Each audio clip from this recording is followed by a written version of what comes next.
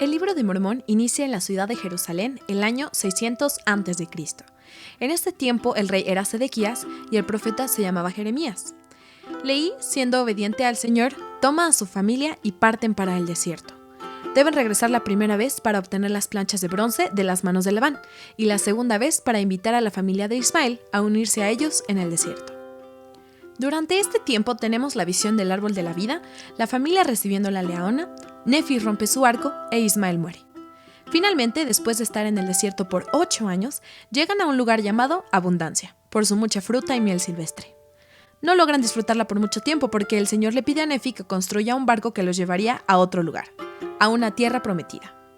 Después de cruzar el mar y llegar a la tierra prometida, poco después Lehi muere. Toda la responsabilidad recae sobre Nefi, y sabemos que eso era algo que no le gustaba a sus hermanos mayores.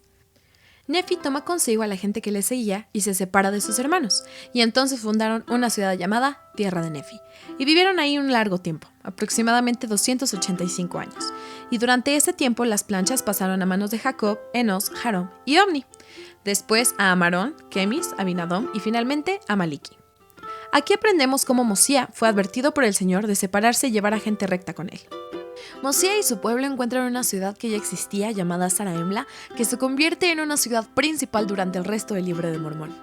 A pesar de haber mucha gente en esta ciudad, le piden a Mosía volverse rey.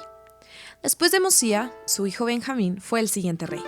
Había un grupo de gente que deseaba saber qué había pasado con la tierra de Nefi, así que se unieron y partieron. Sin embargo, nunca volvieron, y no sabemos hasta este punto qué les ocurrió. Cuando el rey Benjamín fallece, su hijo, quien también se llamó Mosía, se convierte en el siguiente rey, y el pueblo volvió a preguntarse qué había pasado con el pueblo de Nefi. Así que se alista otro grupo liderado por un hombre llamado Amón, quien trata de averiguar qué había pasado con ellos. Amón y su grupo se cruzan con Limi, el rey de la ciudad, y después que Limi se da cuenta de quién era Amón y de dónde venían él y su grupo, se alegra mucho y le comienza a narrar la historia del pueblo y de cómo todo empezó.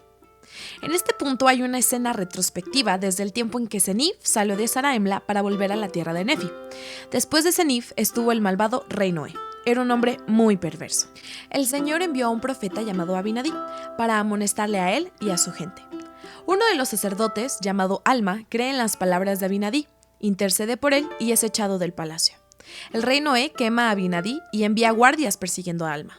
Él logra escapar y llega a un lugar llamado Mormón, llevándose consigo a cuantos creyeron en sus palabras. Hasta este punto, la narración regresa a Limi y Amón. Limi, antes de la llegada de Amón, había mandado un pequeño grupo para buscar la ciudad de Zarahemla, y perdidos en el desierto encontraron una tierra en ruinas, cubierta de huesos secos, y creyeron que esa había sido la tierra de Zarahemla, donde encontraron unas planchas de metal con la historia de ese pueblo, que es la historia de los jareditas, quienes llegaron mucho tiempo antes que la familia de Lehi y que fueron destruidos en ese tiempo. De todos ellos solo sobrevivieron Coreantum y Éter. Mulek, hijo del rey Sedequías, escapó de Jerusalén. El Señor le guió a él y a su gente al continente americano. Coreantum, el último sobreviviente de la nación jaredita, vivió con ellos hasta su muerte. Entonces los habitantes del pueblo de Zarahemla eran descendientes de Mulek, los llamados Mulequitas, quienes finalmente se unen a los nefitas. Volviendo, Limi y Amón logran librarse de los lamanitas y regresan a Zarahemla. Ahora leemos una historia paralela de Alma y de sus seguidores que están bajo la esclavitud y cómo es que logran volver a Zarahemla. No creo que sea coincidencia que tengamos dos historias de esclavitud y de liberación una junto a la otra. Creo que Mormón quería que nos diéramos cuenta de cómo una es librada por sus propias manos y cómo la otra depende completamente del Señor. Ahora todos están de vuelta en Zarahemla. Mosía es el rey y Alma es el primer sumo sacerdote sobre la iglesia. Ambos, Mosía y Alma, tienen hijos muy rebeldes. El hijo de Alma tiene el mismo nombre, pero lo llamamos Alma hijo.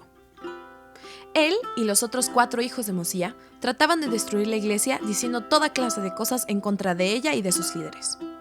Estos muchachos son visitados por un ángel. Alma cae a tierra y volvió a recuperar su fuerza después de 3 días. Esta experiencia los cambió, así como su perspectiva acerca de la iglesia y del evangelio.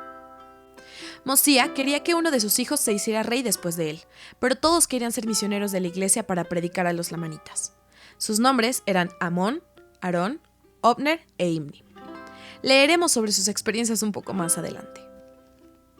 Mosía, entonces, establece que no habrán más reyes, sino jueces justos y sabios que gobernarían al pueblo. Alma hijo se convierte en el juez superior, pero decide predicar la palabra de Dios dejando el asiento judicial. Comienza en Saraemla, después en Gedeón y Melec, y más adelante en la ciudad de Amonía. Después de enfrentar adversidades, Alma hace equipo con un hombre llamado Amulek. Después de tener algo de éxito, son aprendidos y atados, siendo forzados a observar cómo quienes no creían tomaron sus registros, que eran las escrituras, para quemarlos. Después toman a las mujeres y a los niños que creían y los quemaron también. Alma y Amulek ven esta terrible escena. No mucho tiempo después, Alma se reúne con sus 4 viejos amigos. Los hijos de Mosía habían vuelto de su servicio misional, pero había una razón por la que regresaron. Se fueron por 14 años y tenían un favor especial que pedirle a Alma y a las personas en Saraemla. Los lamanitas que se convirtieron se hicieron llamar antinefileitas. Habían hecho un convenio y enterraron todas sus armas de guerra prometiendo que jamás volverían a usarlas para derramar la sangre de ningún hombre. Los lamanitas que no se convirtieron habían estado amenazando a los antinefileitas, razón por la cual estaban buscando refugio en Saraemla. Alma consultó con su pueblo y aceptaron que estos lamanitas convertidos se refugiaran allí. Después aprendemos del anticristo Corior, que contiene con Alma sobre la palabra de Dios. Ahora tenemos a un grupo de personas llamados los oramitas, que construyeron una plataforma dentro de su sinagoga donde se paraban para hacer oraciones repetitivas. Alma arma todo un equipo de misioneros para intentar cambiar sus corazones, pero deben tener mucho cuidado, pues los oramitas estaban en los límites con los lamanitas y podrían llegar a unirse a ellos, lo cual sería una gran pérdida para los nefitas. Entonces, siendo sabio, Alma les dice que hagan un experimento y compara la palabra con una semilla. Logran tener un poco de éxito, pero la mayoría de los oramitas se unen a los lamanitas, y aquí es donde comienzan los capítulos de guerras en el libro de Mormón. Se nos presenta al capitán Moroni y a su estandarte de libertad. Durante este tiempo, los lamanitas son guiados por un hombre llamado Seraemna, después por Amaliquía y después por Amorón. El problema más grande de los nefitas no eran los lamanitas, sino los nefitas disidentes que se fueron y después se unieron a los lamanitas. Dentro de todo este conflicto de batallas, leemos acerca de 2000 jóvenes que no habían luchado antes, que decidieron defender a su pueblo. Esto nos muestra a la perfección que si dependemos del Señor y ponemos nuestra fe en Él peleará batallas por nosotros. Las guerras terminan y entonces los nefitas comienzan a tener problemas con su propio gobierno. Mientras las personas se hacían más inicuas, más profetas salían a predicar. Un profeta se llamaba Samuel y era lamanita, quien sube a una muralla en la ciudad y comienza a decirles lo que les pasaría a menos a que se arrepintieran. También les dice de señales que ocurrirían dentro de 5 años que indicarían el nacimiento de El Salvador al otro lado del mundo. Las palabras de este profeta se cumplieron, incluyendo la gran destrucción que cayó sobre el pueblo nefita, cambiando la fase de la tierra antes de la visita del Salvador Jesucristo en este lado del mundo. Los capítulos que contienen la visita de El Salvador y su ministerio en las Américas tienen algunos de los más sublimes versos en el libro de Mormón. Es difícil resumir lo que ocurre aquí. Necesita ser realmente leído y meditado. Su visita y enseñanzas tienen un gran impacto en las personas. De hecho, después de esto viven en un periodo de paz por 200 años. Sin embargo, después comenzaron a dejar de creer y comenzaron a hacerse más y más inicuos. Y esto nos lleva al tiempo de Mormón y Moroni.